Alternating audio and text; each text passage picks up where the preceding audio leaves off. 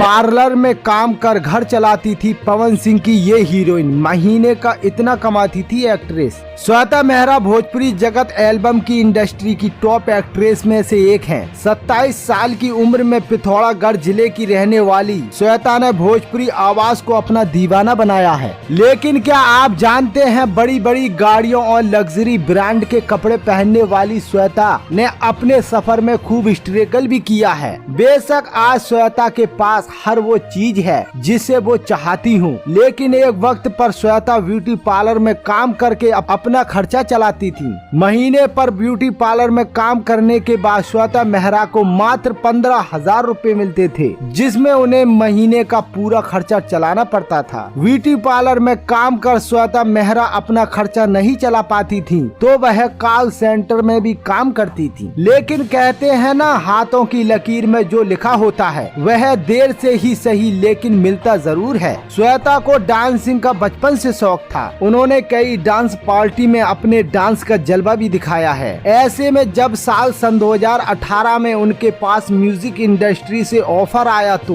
उन्होंने इस मौके का फायदा उठाते हुए अपनी तकदीर बदल डाली। आपको बता दें दोस्तों, भोजपुरी के बड़े बड़े स्टारों के साथ श्वेता मेहरा ने काम किया है, जिसमें पवन सिंह, खेसारी लाल यादव भी शामिल हैं। दोस्तों, आपको ये न्यूज कैसा लगा कमेंट करके जरूर बताएं और भोजपुरी इंडस्ट्री से जुड़ी खबरों के लिए मेरे यूट्यूब चैनल को सब्सक्राइब करना ना भूलिए।